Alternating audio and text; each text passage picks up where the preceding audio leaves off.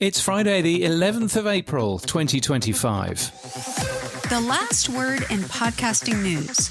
This is the Pod News Weekly Review with James Cridland and Sam Sethi. I'm James Cridland, the editor of Pod News. And I'm Sam Sethi, the CEO of TrueFans. As many solo podcasters know, it can be a really lonely sport at times. So being with people that go through the same things, because, you know, it's one thing talking to your partner, but if they're not a podcaster themselves, they still don't really understand what it's like. That's Emma Turner from the Independent Podcast Awards, introducing the Independent Podcast Forum. Plus, in the chapters today, in the UK, 3 podcast production companies have announced a merger. There's an open measurement protocol for podcasting that's been asked for, and automatic translations. This podcast is sponsored by Buzzsprout, with the tools, support and community to ensure you keep podcasting. Start podcasting, keep podcasting with Buzzsprout.com. From your daily newsletter, the Pod News Weekly Review. Now, James, not that I can sing, but I feel like I have to do the Spice Girls when 3 became 1. There's a big announcement today. What is it? There is a big announcement. Yes, it came out yesterday, of course. But today, as we record, 3 podcast production companies have announced a merger, which is all very exciting in the UK. They're talking about a podcast supergroup, which is exciting. Those 3 are all owned by PodX, Platform Media, Listen, and Goalhawk. Platform Media owns a brand called Folding Pocket for podcasting, and they're all going to merge. They're going to be called Platform Media, and the newly formed company claims 8-figure revenues and 70% year-on-year growth, which is all very exciting. To be honest, this is kind of what I was expecting PodX to be doing once they'd purchased a number of different companies in London. So I was kind of, assuming that would be the case. But they've finally put them together. It makes a bunch of sense, I think. Yeah, I mean, is this the start of what PodX is going to do? I mean, they own a ton of companies now, not all in the UK, obviously, but are they going to take the other companies they have in the UK and bring them under the umbrella, do we think? I think this is all the companies that they've got in the UK. I know that they've got a ton of other companies elsewhere. And so what I suspect we might see companies that they own in specific countries being merged together. But of course, it makes little sense merging, for example, Platform Media in the UK together with a random company in Stockholm, for example. I mean, that seems to make less sense. But certainly in the UK, actually merging them together seems to make quite a lot of sense. It does sound as if Platform, Listen and Goalhawk, or rather Folding Pocket, Listen and Goalhawk, are going to be continuing to use those brands as kind of content labels, if you like. 80 people in brand new offices in Farringdon. So I think that's all pretty cool. Now, one thing I did note that they said they were going to be co-CEOs. That's quite a difficult thing to juggle, I think. It is, yeah. So that's Matthew Sherry, who's currently CEO of the original Platform Media, and Josh Adley, who's managing director of Listen. They will both be co-CEOs of this larger company. Have you ever seen co-CEOs work well? No. Well, crikey, there you go. No is the answer, and I don't think when the buck stops, someone's got to take the final decision, and how does that happen? But anyway, maybe they're going to break the mold and be the first to do it. Well, maybe they will. We've interviewed Josh, we've interviewed Matthew, and we've interviewed Stefan Rossell, who works at PodX, in this show before. So you'll find it in this feed. It's well worth a peek. And all of these people are backed by Qualbo, which, as you might guess, is a Swedish-based global investment company. Yes, they seem to own all kinds of stuff. Do they own Haribo? The happy world of Qualbo. Yes, I'm not so sure. I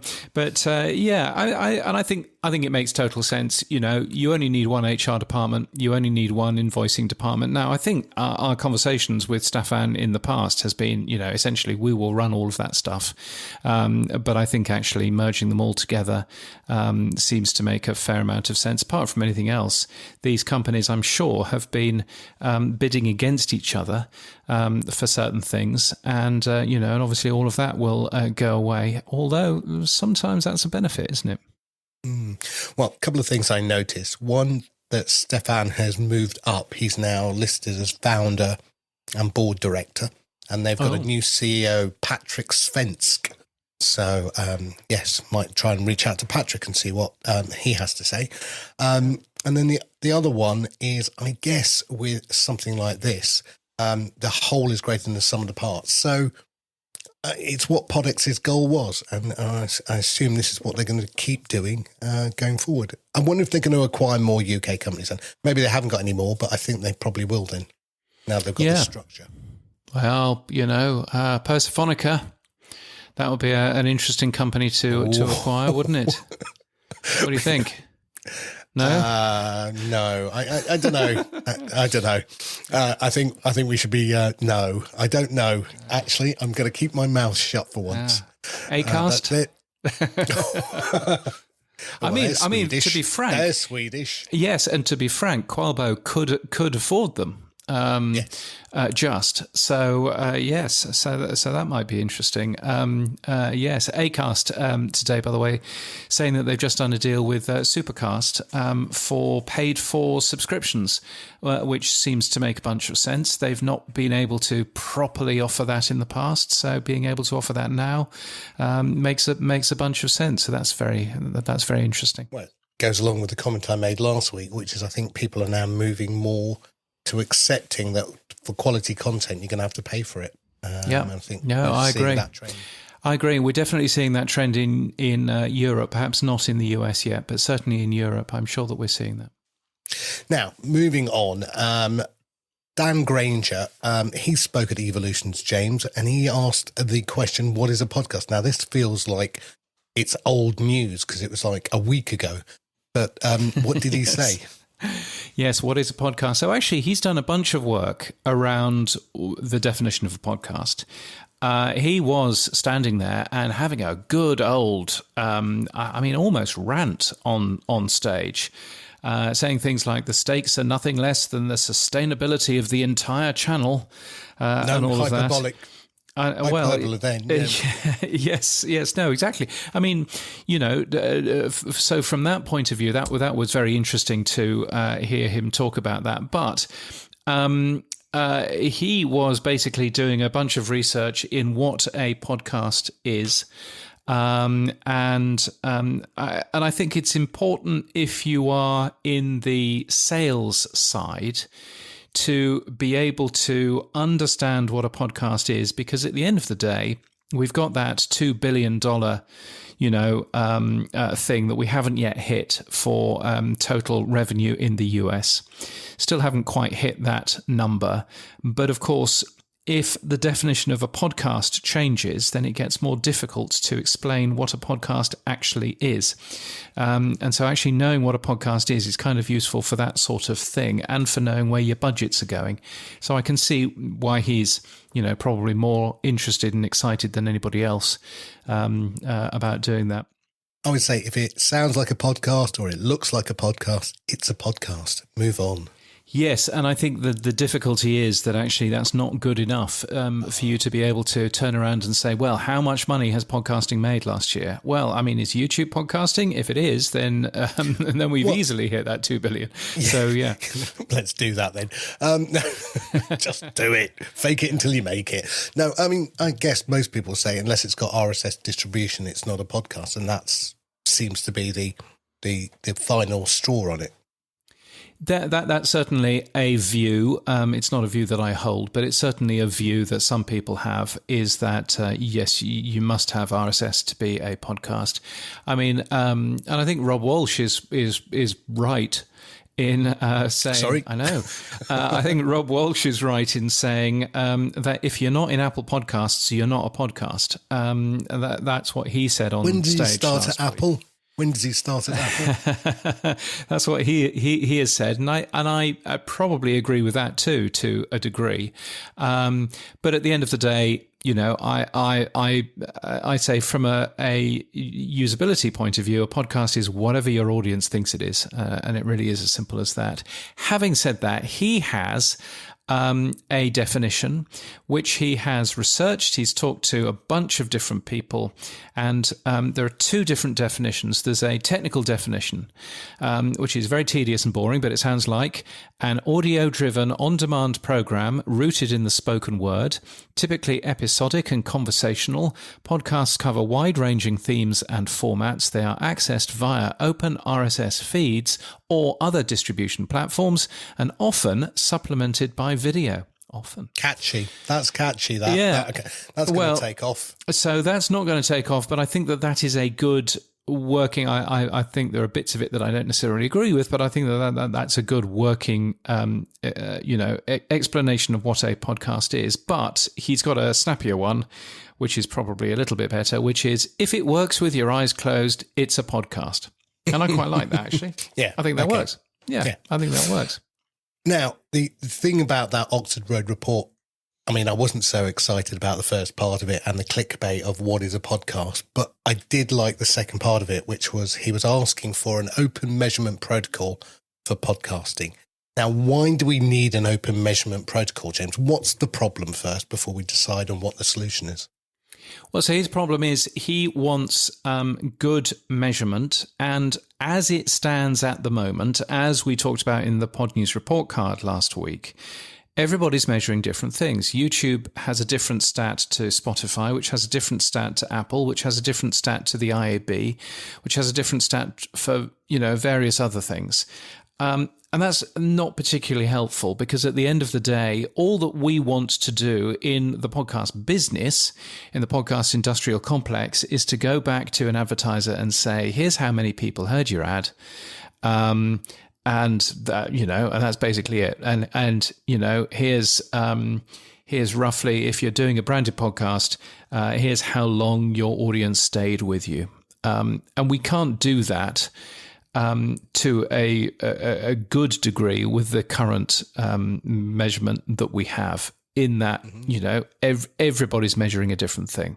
And so what Dan is saying is we need an open measurement protocol for podcasting to enable us to do consistent measurement across platforms, privacy safe as well, although that's an American talking. So their definition of privacy is a very different definition to, people in other parts of the world. But anyway, privacy safe measurement across platforms while maintaining creative and distribution flexibility, i.e. it should work everywhere.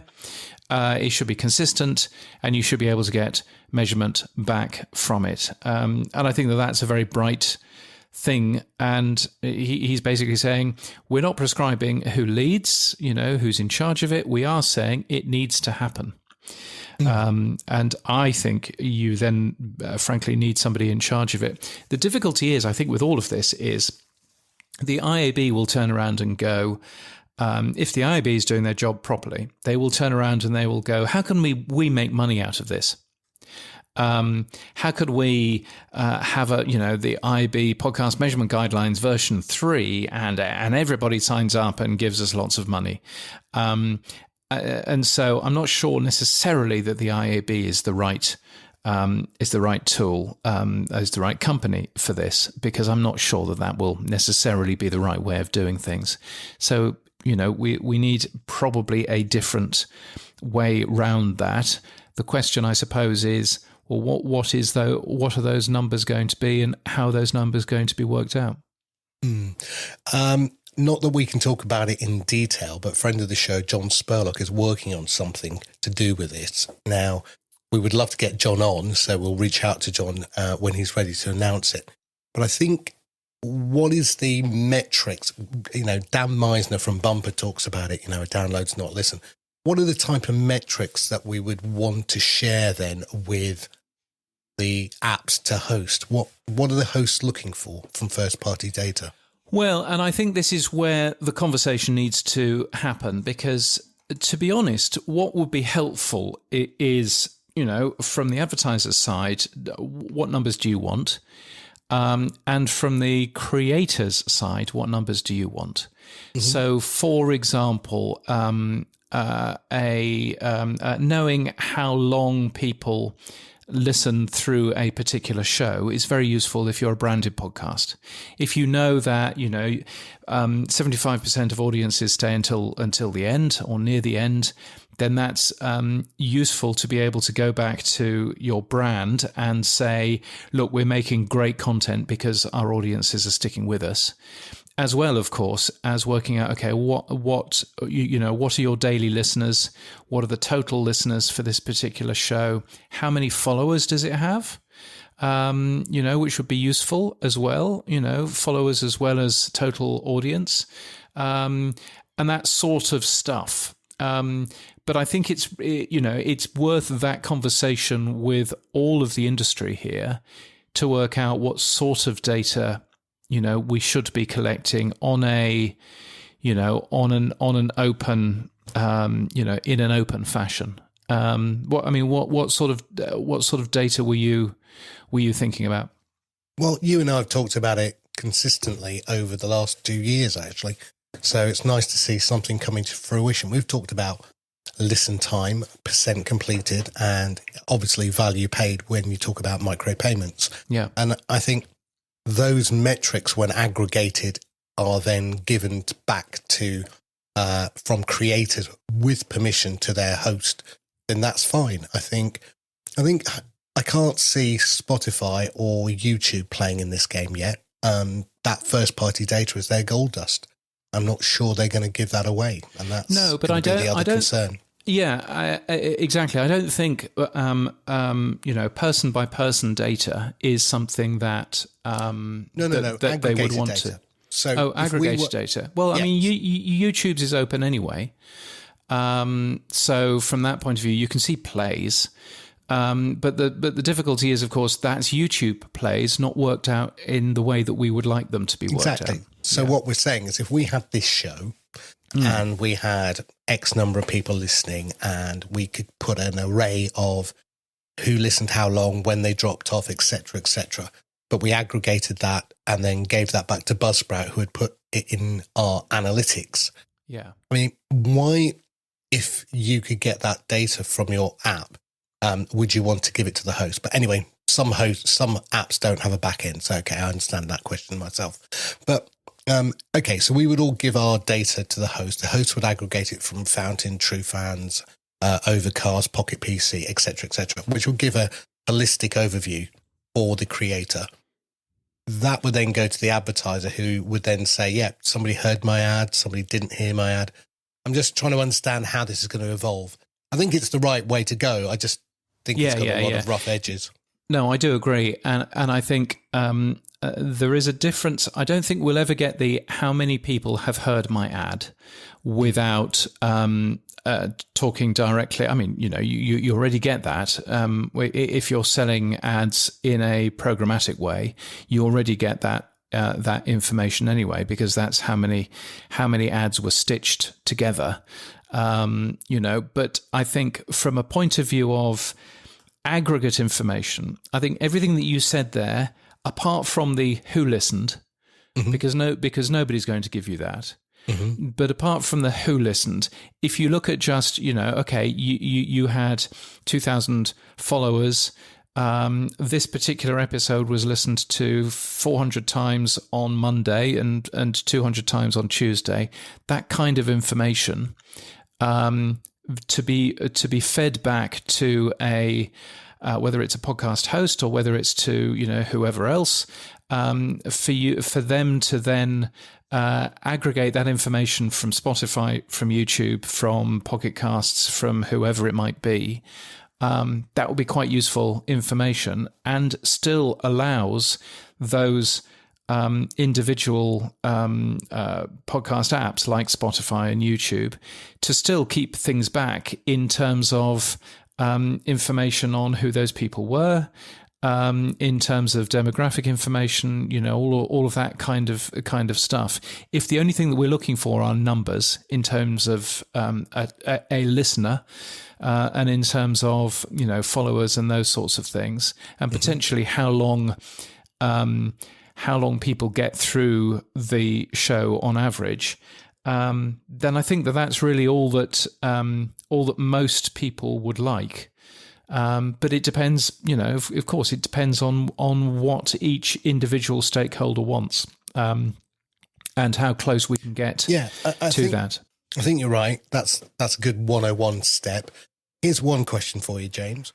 Will people want that data when, let's say your download number is wildly exaggerated based on the fact that Apple do auto downloads and your number is thousands, and then actually you find out the actual listen time is hundreds or tens?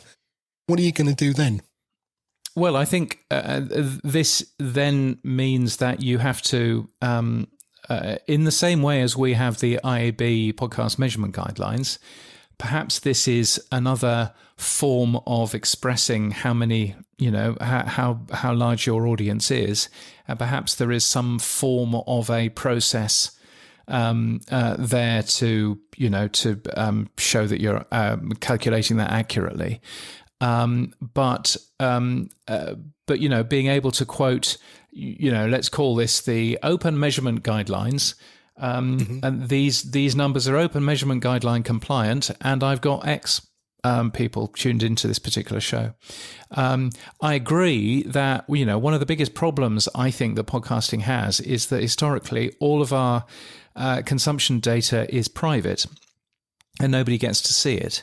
Now, OP3 makes it public and makes it visible to everybody. YouTube actually makes it public, at least the total plays, and makes that visible to everybody as well.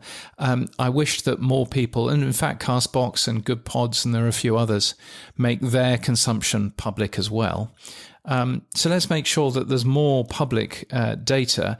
But let's also make sure that, we're just counting the same thing, because at the moment we're not. Yeah, that's the critical part. It measuring apples, not oranges and apples. Anyway, James, should we move around the world and have a look at what's going on? Yes. Over in Asia, iHeart Podcast is to launch a slate of new podcasts. What are they doing, James? That was very British of you. Asia. Over in Asia. One went to public school, one will say Asia. Yes, exactly. My word.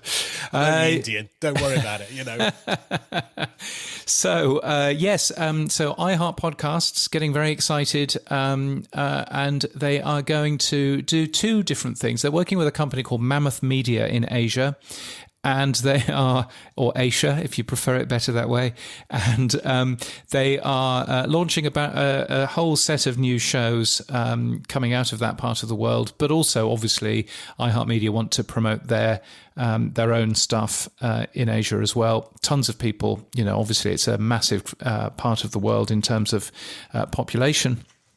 And so, yes, they are doing some interesting things going on there. iHeartMedia already has expanded into the Middle East and North Africa as well. So you can kind of see that there's some conversations going on, just making sure that iHeart content is available in the Asian region as well. But interesting to see a large US company very much growing outwards in terms of the potential audience that it's got. Now, hopefully I get this word right. Germany. Crikey. Here we go. Yes.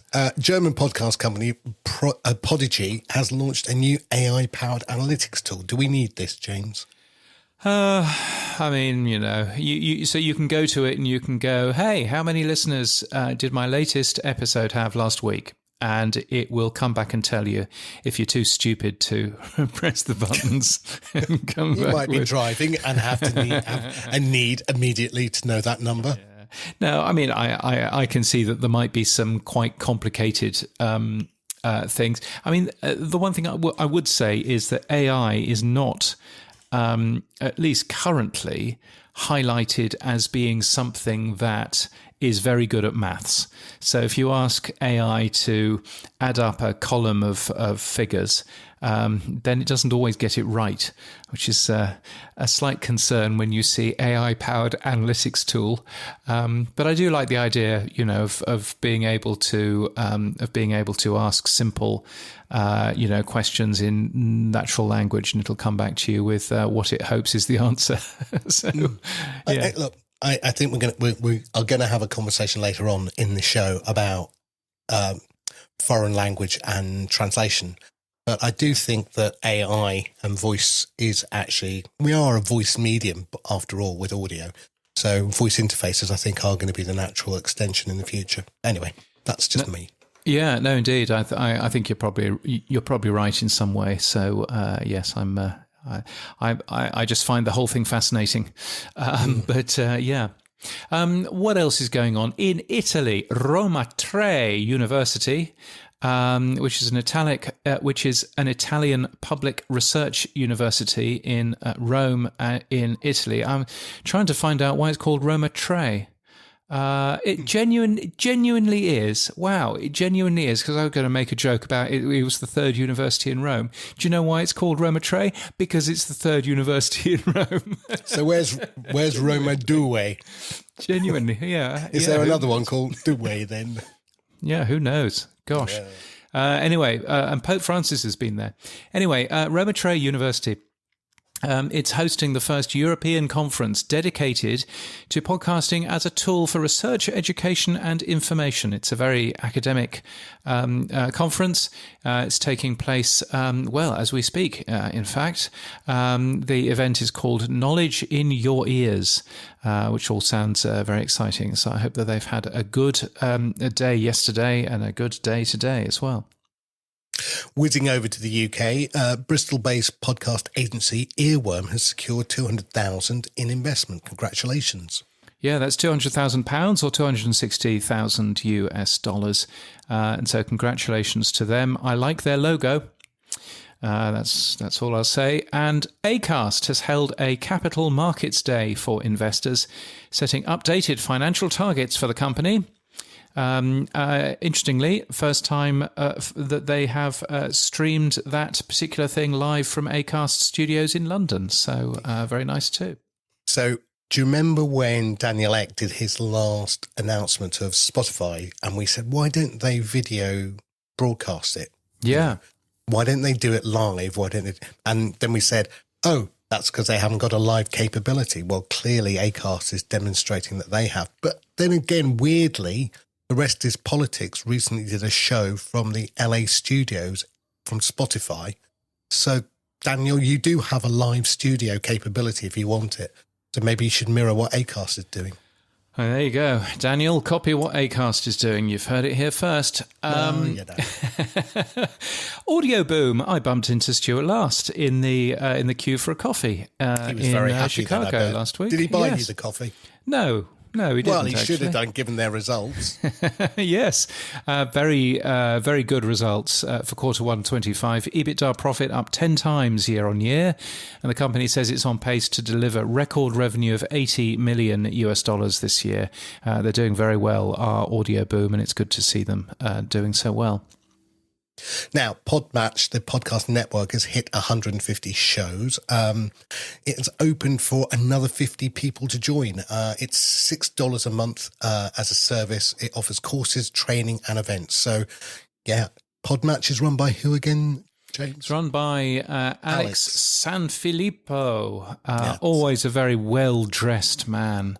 Whenever I see him at conferences, he wasn't in Chicago. At least I don't remember that it was there. But yeah, it's he's got a good rep. Has the Podmatch network, so it's worth taking a peek at. And finally, over to Canada, James. What's going over there? So there's a company called Websites for Podcasts, which is a new tool launched by a Canadian company called Podcast Branding. And at first I looked at it and I thought, oh, this looks interesting. They basically say if you are paying somebody a perpetual subscription model for your website, then this is a bad thing. And frankly, you should own your website, own it completely. And that makes a ton of sense. So I thought, yeah, no, there's good, that makes sense. You know, all of that makes perfect sense. And then take a look at the pricing. $3,400 it'll cost you for a website of your own, which is just based on a template. So you don't even get it, produced for you. It's really just a template that's been recolored and made for you from a choice of templates, I should say. $3,400 for the first year. And then you have to pay them if you want to continue being hosted by that company. Yes, you can. You can do self-hosting if you like, although that means that you'll have to pay somebody else to do your hosting for you anyway. So I was kind of looking at that and thinking, well, A, that's a lot of money, and B, that price doesn't include the ongoing hosting anyway. Or maintenance, I bet. Yeah. Or maintenance. So you've got to continue paying for maintenance and hosting, which sounds to me like a perpetual subscription model. Anyway, he doesn't seem to be particularly happy with me for pointing that out. But it just doesn't look like a good deal when you've got somebody like Podpage, which will give you something which looks pretty good. And yes, it's a perpetual subscription model, but then so's your podcast hosting anyway. And you're paying, I think I calculated it as $88 a year, which is a bit cheaper than $3,400. So, but it's a choice, I guess, isn't it? Well, that on the back of the fact that WordPress just launched their free AI-powered website builder. That would not be a problem then, would it? Gosh, yes. Well, that's definitely a thing. Yes. Yeah. Well, anyway, good luck to them, whatever they manage to achieve. Now, moving on. Not a lot. Now, moving on. People in jobs.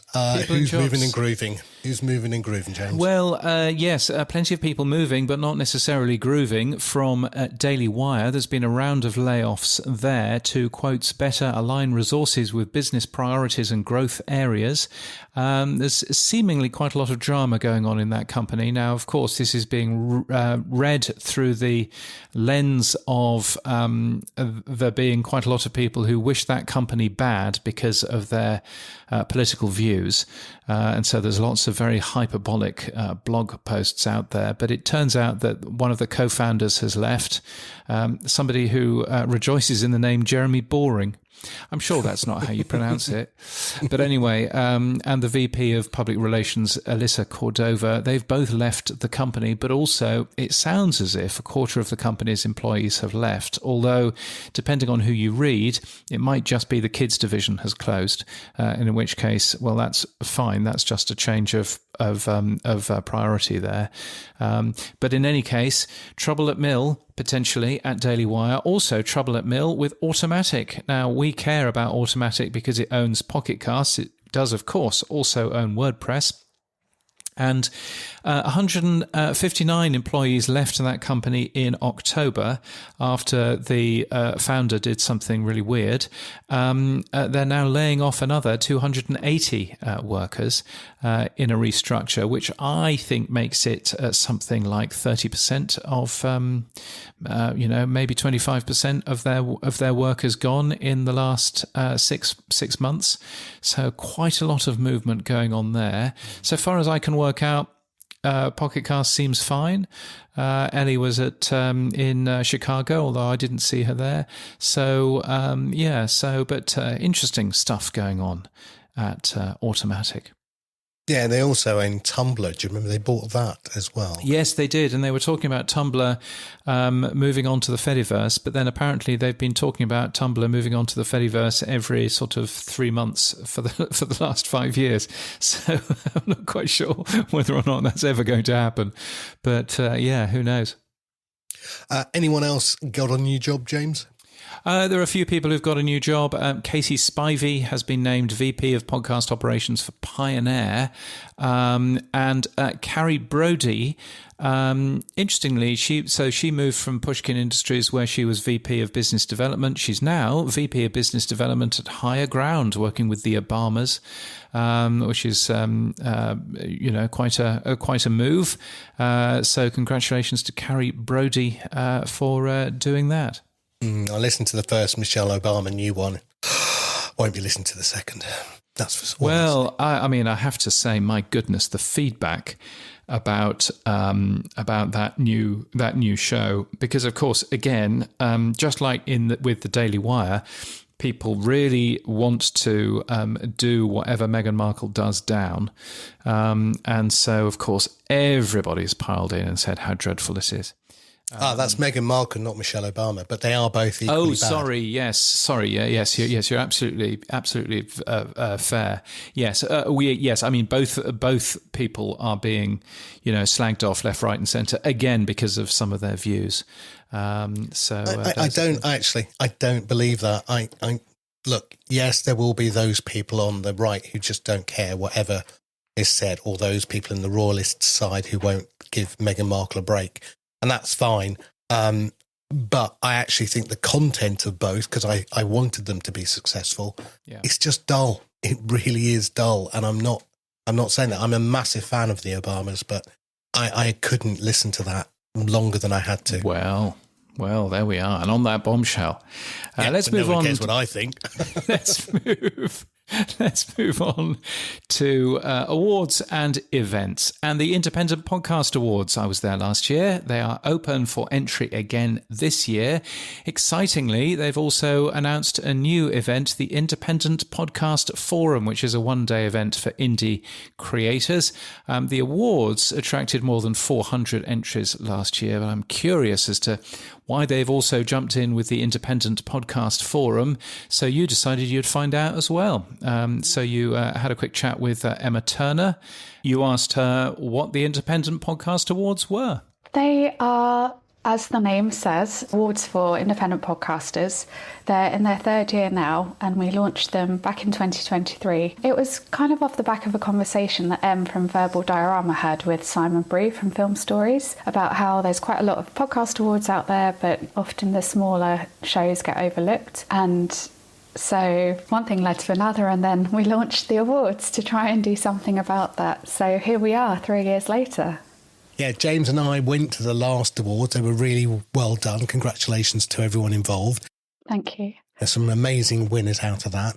Now, you've also just announced the Independent Podcast Forum. What's that? It's going to be a small one-day event for indie creators to come together and learn from experts from the industry, but also to learn from each other as well. This sort of came off the back of feedback from attendees from the awards and how much they loved just being in a room with people like them. As many solo podcasters know, it can be a really lonely sport at times.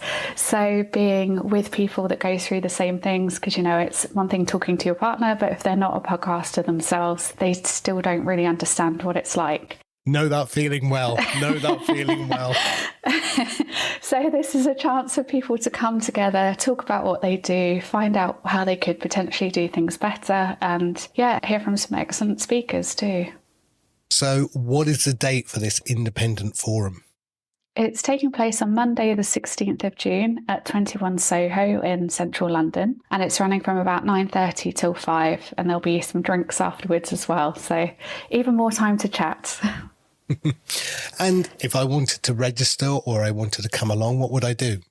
You would go to our website, independentpodcastawards.com, and there's information about both the forum and entering the awards, so everything's all in one place, making it nice and easy. And as you said, entering the awards, what's the entry date and what's the actual date of the awards then? The deadline for entries is the 2nd of June, which is a Monday, so it gives you that last weekend to get everything together. And the awards themselves are going to take place on the 15th of October back at King's Place in London. Nice. Judges, who's judging it this year? How do judges get involved? What do they need to do? Well, it's an open call for judges. If people would like to get involved, then please do get in touch with me. My email address is all over the website. And yeah, we've had a mix of people that have been podcasting for years, people that have just started doing it, a nice array of judges. But we want lots of people from different backgrounds, different voices, looking for different things as well. So please do get in touch and get involved. Now, is it as expensive as entering the British Podcast Awards? Do I have to pay a gazillion quid, find sponsors and give you a gold bar of bullion? What do I need to do? No, we try to keep our costs as minimal as possible. Obviously, life is expensive right now, and lots of these people are doing it themselves. They don't have a company to pay for them. So the cost to enter is £35 for the first entry. And then if you want to enter a couple of other categories, they're £5 each after that. And we've got a few free to enter categories as well, which are Best Podcast Artwork, Best Jingle, and a new one for this year, Best Use of Video, because lots of people are starting to dip their toe in the water in terms of video podcasting. So we just want to see what people are up to and reward those that are doing it well. I was going to ask you about video and new categories, but you beat me to it. Do you or will you, now here's a controversial one, will you use a category for AI? Some people say having an AI voice is not very creative, or maybe having AI artwork is not very creative. And other people sit on the other side of the fence, say that's very creative. So where do you sit? That's a really tricky question. I think that if you can demonstrate why you're using it and how you're using it and doing it, but still being creative, then I think it's okay.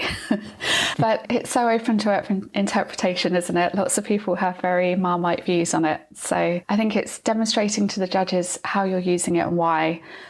And then it's kind of down to them to decide. And it takes it out of my hands. Yes, I was watching that shoulder slope nicely. Someone else's decision, not mine. But having said that, we're actually going to be using AI ourselves, because with each entry, the entrants get feedback from the judges, but that will be using an AI tool to pull together reports on each entry to send out. So I'm definitely not anti-AI. Excellent. Emma, thank you so much. Look, again, quick reminder, what's the website? Where do I go? independentpodcastawards.com, and everything about the forum and the awards will be there for you. Lovely. Speak to you soon. Brilliant. Thank you. The very excellent Emma Turner from the Independent Podcast Awards. Will you be at the Independent Podcast Forum, Sam? Is that something that might float your boat? I'm going to be there to report for Pod News, but also they've asked me, well, don't get paid for it. I just help out. You do get paid for it thanks to the munificence of that's Buzzsprout. true. No, that's for the that's true. And our Thank exciting 18. Yes. Yes. Okay. But no, Emma's asked me to do a podcast about the event. So I'll be interviewing people at the podcast forum for a live event on the day. Very good. There is also the Publisher Podcast Awards. Their shortlist has been revealed, and there's over 120 people in that shortlist. If there's one way that I can annoy people, it's if they spend a long amount of time writing a beautiful press release how they've been nominated for the Publisher Podcast Awards or for the Webbies or for something else. And then I very politely as I possibly can, reply back and I say, we don't carry any stories about nominations, because if I carried nominations about, being on the shortlist for the Publisher Podcast Awards, for example, I would be publishing 120 different press releases, and I'm not doing that. So no, we don't do that. But anyway, congratulations to you if you are one of those 120. There is nearly 50 judges around the world who are judging that. And the winners will be revealed in an in-person event at Salsa Temple. Salsa Temple. Amazing food. In London on the 11th of June. I've never heard of Salsa Temple. Have you heard of that? No. Well, there we are. No. There we are. Who knows? But I'll be going. Yeah. Have a look if the food's good. Also, Media Voices, who are bringing this award, are bringing back the Publisher Podcast Summit, which will run in parallel alongside the inaugural Publisher App Summit on Wednesday, the 11th of June. I guess you can find all the details on their website. Indeed. And also congratulations to you if you are nominated for the ARIAs, the Audio and Radio Industry Awards in the UK. That's taking place on May the 14th. The tech stuff on the Pod News Weekly Review. Yes, it's the stuff you'll find every Monday in the Pod News newsletter. Here's where Sam talks technology. Well, first of all, I'd like to say happy birthday, 7 years old to Headliner. Congratulations to Neil Modi and the team over there. And today at 12 o'clock Eastern time, they're hosting an online party. So if you want to join, go to the Headliner website. I don't think there's any drinks they'll be giving you, though. But other than that, you can go and celebrate with them. They're 7 years. Indeed, if you've listened just in time, this podcast has been edited on an aeroplane, because of course it has. Then you should just about get that. Can you tell the pilot to actually fly the plane and not edit this podcast, please? Yes, that would be a good thing. So what's going on YouTube? Because there's some interesting things going on in YouTube. Yeah, so YouTube, John McDermott, friend of the show, posted that YouTube had just announced automatic dubbing, which, again, I thought they had before, but it seems it's new. They've announced it before, according to Rob Greenlee. So the idea is that you can then have a voice in multiple different languages put onto your video automatically. Now, this, again, seems logical, but I was listening to Colin and Samir. They had Mark Zuckerberg on recently, and they also had Mr. Beast on. One of the things Mr. Beast said, that 15% of the world only spoke English, and that he is reliant on language translations and audio dubbing to reach a wider audience. And he said without it, he wouldn't be as successful. And he actually told Mark Zuckerberg on the show, look, you don't have this in any of your Meta platforms, and I can't therefore use your platforms. I think Mark Zuckerberg took that on very seriously, and he's now going to do something about it. But it is interesting that when you start to look at podcasting today, we tend to we do it, James, this show, we just put it out in English. Now, I think with the alternative enclosure tag within Podcasting 2.0, there is an opportunity to put multiple different language versions. You've experimented in the past, James. What did you do with Pod News Daily?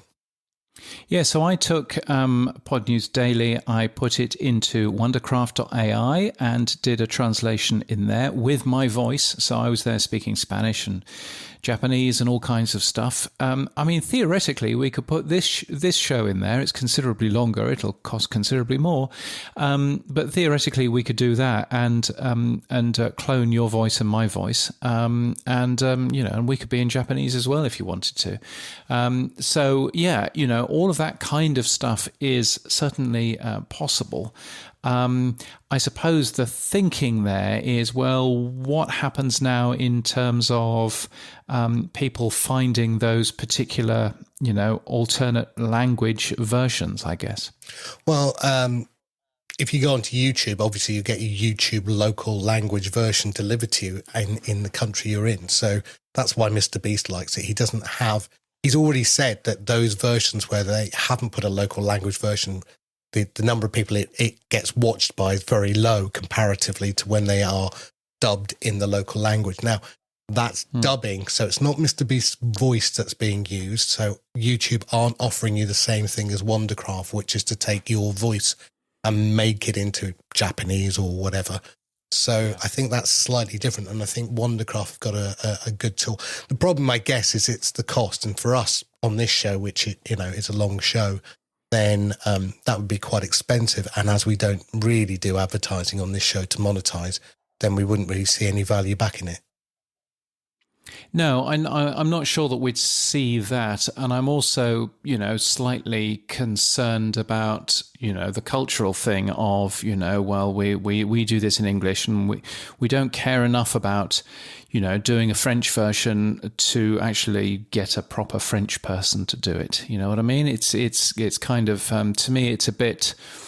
as the British person, it's a bit sort of, we've conquered you guys. You'll just have to deal with a poor quality version dubbed into your own language. So I'm always sort of slightly nervous about that sort of thing. I don't know. I think it's either a poorly dubbed version or nothing. If you can't understand English, for example. I mean, well, yes, I suppose there is always that, isn't there? Yeah. I mean, we saw Persephonica do this with Dua Lipa, if you remember, ages back. They took a And they didn't do it in the Dua Lipa being Dua Lipa French or Dua Lipa German. They did it in the what you called the United Nations way of doing it. So she would talk in English, and then someone would talk over it to talk about what she was saying. Somebody would dub over it. Yeah. I doubt they would do that now. I guess the other side of it, we've talked as well about AI being used as a voice, and we go, oh, I'm not sure we like it or dislike it. We haven't really made a decision. But I've seen, for example, somebody in India whose English may be written very well, but who can't speak it very well because of their accent, who then use an AI voice, or in this case, maybe a Wondercraft voice, to put it into an English accent.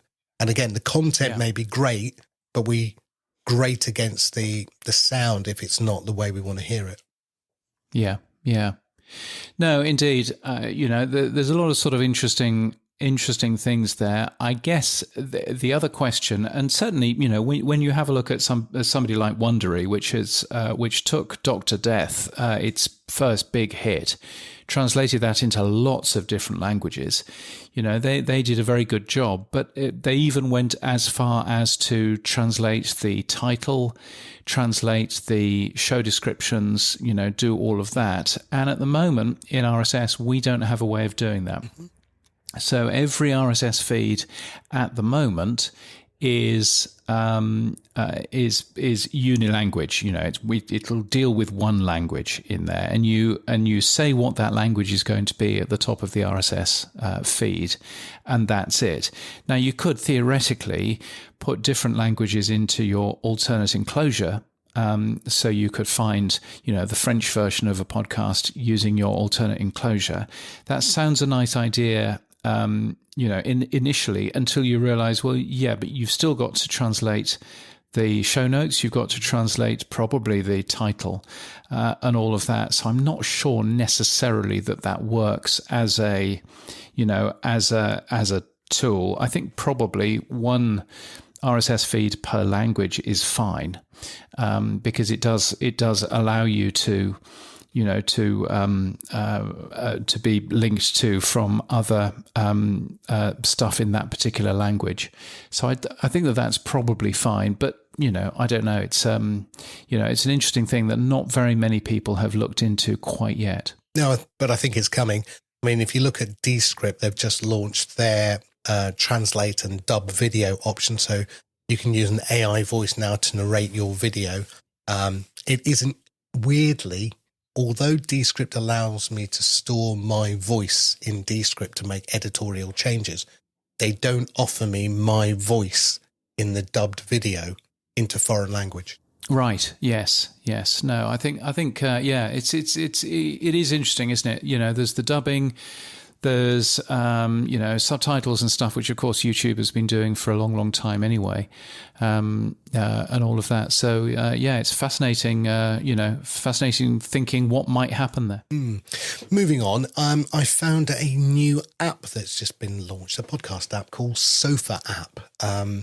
Now, I heard this on a podcast about technology, and I thought I'd have a look at it. And fundamentally, the idea of the Sofa app, I think it's basically they say most apps we use today are designed for work. Sofa is one of the few productivity apps intentionally designed for play. And originally, it was just a note-taking function. What shall I watch tonight? What shall I eat? What shall I read? What shall I play? And now they've added podcasting into what should I listen to? But it actually has audio playback as well within the app now. Right. Well, it looks interesting. Certainly, it's got a very, very pretty website at sofahq.com. That's sofa as in, what JD Vance likes. It's certainly worth a peek at. I'm just having a quick flick through. It calls itself your new favorite podcast player. Enjoy the convenience, simplicity, and fun of listening to podcasts in Sofa. What the playback engine is like, don't know, but it does seemingly support chapters, so that's always nice. Anyway, so yeah, worth a look. Anyway, new app, worth a peek. Yeah, exactly. Also works on those silly glasses that Apple have. They don't have it. They're going to that's going away like everything else they do. Yeah. I mean, it's a bit like their it's there. cars, a bit like their search, a bit like their AI. Yeah, no, it won't last. No, they're not. No, they're not Google. Well, I did have an expression: Apple miss it, Google kill it. Oh, okay. Yes, everything. Sorry, Apple miss every new technology and Google kill every new technology. Anyway, moving on. Final thing, you are having a little discussion about the location tag. I thought we'd all done and dusted the location tag, James. No, not really. I'm keen that. So there are conversations going on at the moment about the location tag and supporting the location tag in the podcast standards project. Now that's not a bad. That's not a bad thing, really, to support that. I don't necessarily see that people are supporting the nice bit of that specification, which is the OpenStreetMap stuff.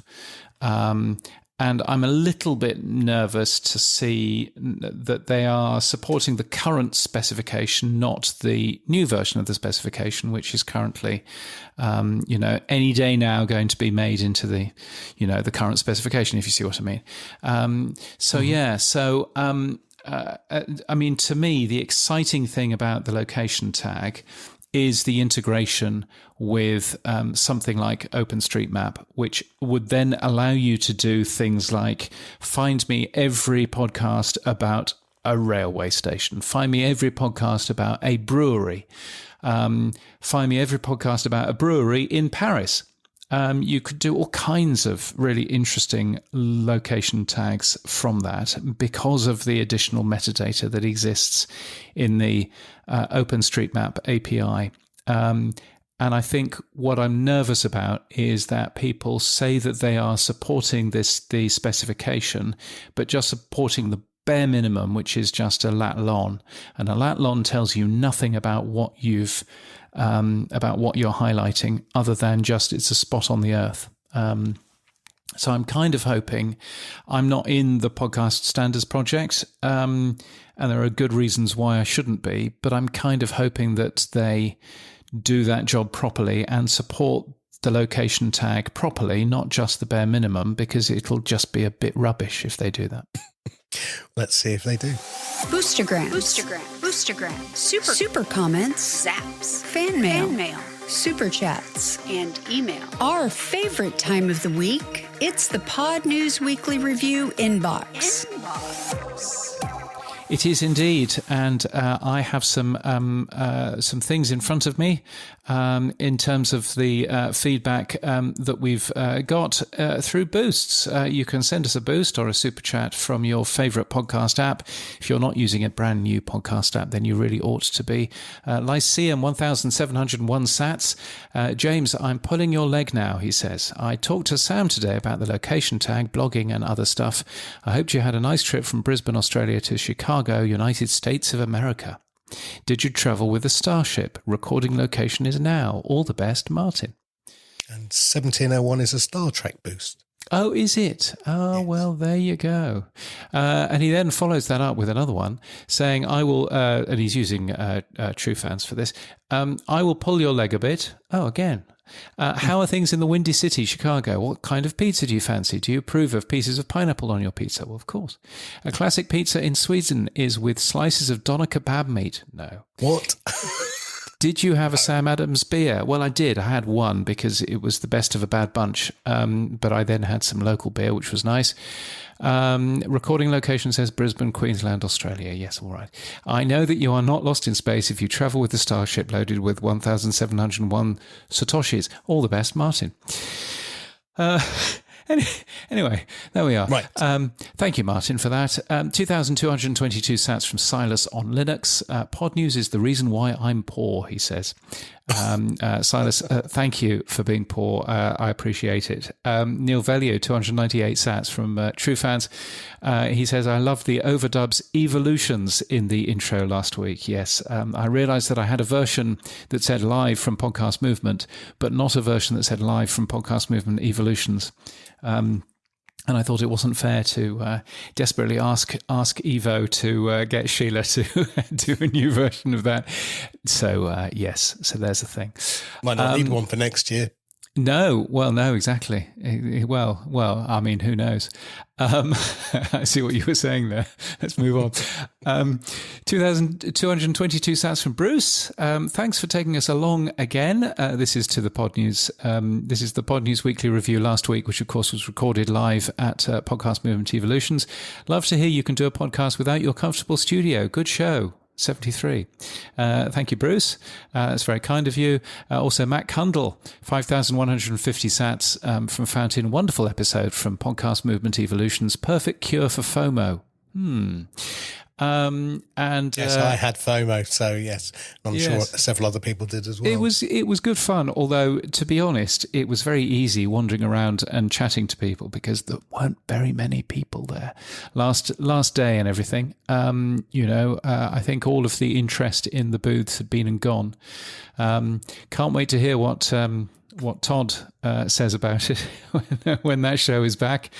But yes, so there we are. So thank you all for your sats. Much appreciated. Sam and I share those sats with us, and that's very gratefully received. Sam, I think you also got in your bank account this week some nice money from our excellent 18. Yes, who are Star Tempest, Brian Ansminger, the late bloomer actor James Burt, John McDermott, Claire Waite-Brown, Ms. Eileen Smith, Neil Velio, Rocky Thomas, Jim James, David Marsell, Cy Jobling, Rachel Corbett, Dave Jackson, Mike Hamilton, Matt Medeiros, Marshall Brown and Cameron Mole. Much appreciated. If you would like to be the 19th, then you are more than welcome. Weekly.podnews.net is where to go with your credit card. We accept any popular credit card. No tariffs on our weekly thing. I don't even understand how tariffs work online. I should probably not even care about them, should I? I don't know. No, we're not tariffs. Tariffs are for things, aren't they? So yes. So they're not going to start charging if Australia starts charging a 50% tariff on America. It's not going to be a 50% tariff on money that we might make from Buzzsprout. No. I'm assuming. No. It used to be. Tariffs is a really easy word to understand. Import duty. Do you remember those words? Yes. Oh, and I suppose we're not importing anything other than money. So no, exactly. I also caught up with Jim James this week, one of our power supporters. He's wonderfully produced using Lovable AI, which is a one of those vibe coding platforms where you can just ask it to produce an app. But he produced something really cool, which is he puts the audio transcription into his tool, and it then gives you balance of speakers, tone, what they talked about, all sorts of things. It's an analysis of speakers. It's very cool. Oh, okay. Well, that's nice. Excellent. Well, there's a thing. What's happened for you this week, Sam? Have you been busy on True Fans? Yeah, well, I think we'll probably save a little bit of this, what we are doing, hopefully for a conversation with John Spurlock. But we've been working on some technology called Activity Streams, which is not Activity Pub.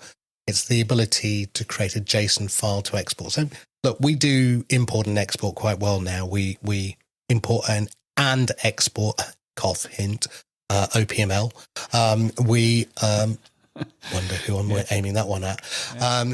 We also do the XML export of pod roles and publisher feed and import them as well. And we now do import and export of activity streams. So yes, you can get a JSON file of all your activity, download it, do what you want with it, share it with who you like, put it onto social media. Yeah, so we've been working on that. The idea is it's about discovery. So yeah, that's been what we've been working on. Very good. And you're doing stuff around the verify tag, which is nice now that Apple is fully supporting that. So that's a good thing. Yeah, I mean, email as a mechanism of verification after we all removed email from the RSS feed is very hit and miss. And the idea of the user in the moment wanting to claim a show and then going to have to go and update their RSS feed through their host and then wait for it to populate and then try again. It doesn't work. So we need a better mechanism. And I guess Apple have, shown the way forward. So now we can replicate it. Indeed. And you're adding a new TrueFans API. This looks weird. What is this TrueFans API? Well, we've been asked by a couple of hosts to do this. They want to use our platform as a means of publishing directly so that they can get an immediate knowledge that the podcast that they have published on behalf of their customer has actually been received by an app. So they normally publish to the podcast index and they'll continue to do that, but they have no feedback mechanism that tells them that we have pulled it correctly from the podcast index. So they wanted an API into what we do. Yeah. So very nice. Yes, I've been sort of battling a little bit with the podcast index. There are a few feeds that are in Apple but have changed their feed since they went into the podcast index. And it's not always, for some quite big launches, seem not to show up correctly in the podcast index. So I'm wondering if there might be a bug there or something. I've reported it to Dave. We'll see what happens. But I have gone into the podcast index because I have the power and changed those RSS feeds over. So I fixed that for everybody that uses the podcast index. But yes, it's a bit of a strange old one, really. I'm still confused by how sometimes moving from one host to the other with 301 redirects works. But hey, we'll try and work it out.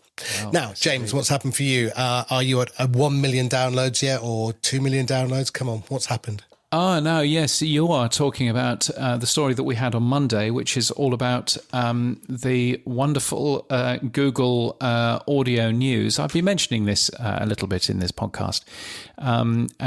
Yes, all of a sudden, on the 28th of February, Google started giving us 30,000 downloads a day to the Pod News Daily, which was nice of them.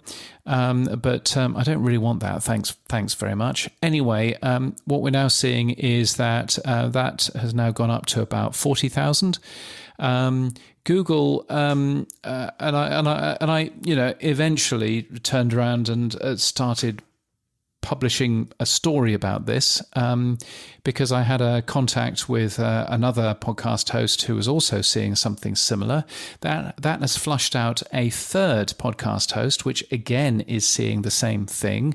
Google basically pulling lots of these shows and seemingly, I don't think everybody's agreed that they're not getting played. But I think that that's pretty self-evident from our stats anyway. Google told me yesterday that they'd fixed it, but they haven't. So I'm not quite sure what's going on there as well. But yes, I think my hosting cost me an extra $200 last month, and so I could kind of. I'd quite like Google to stop, but we will see what they do there.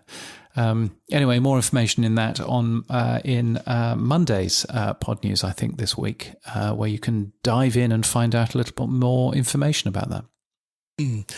You've got here LTG. What's LTG? Well, if you fly a lot with airlines, then eventually they give you a pat on the back and they say, well done, James, you've flown an awful lot with us.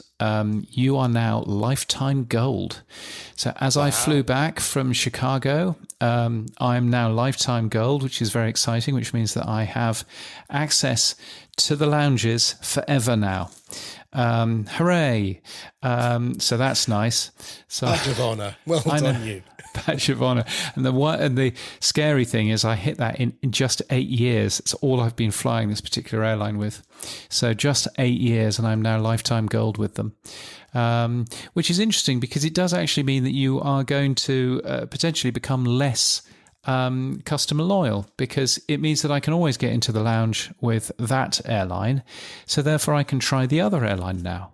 So it's a strange one. Yeah, but why would you want to start at the bottom and work your way up again? Well, because they've got status match. So you can actually start, you can go, hello, I'm gold with this airline. Can I be gold with you? And they'll say, oh, yes, please. So you start with gold. You start with gold there. And and so you can play the game with them as well. I don't think I'm going to, but nevertheless, because they're not a very good airline, but nevertheless, yes. So that, I think, it tells me that I've been doing far too much travel. I've been given the opportunity to go somewhere in June, which I'm sort of umming and ahhing about, and I have been asked to go and speak somewhere very nice on World Podcast Day on the 30th of September. Except my September is mostly traveling around different parts of the world anyway. So I'm there thinking, gosh, do I really want more travel at the end of September? So we'll see quite how far we get. Depends how much I can charge, I suppose. Well, you're on a plane to London, aren't you? So you'll be coming to London shortly. I will. I'm on a plane to the podcast show in London. I noticed that I've got a call at some point next week in the middle of the night with the rest of the advisory board to find out how that's going. But that should be good fun. I'm looking forward to that. And also going to Toronto, which is my next flight in a couple of weeks' time, going to a big radio conference up there.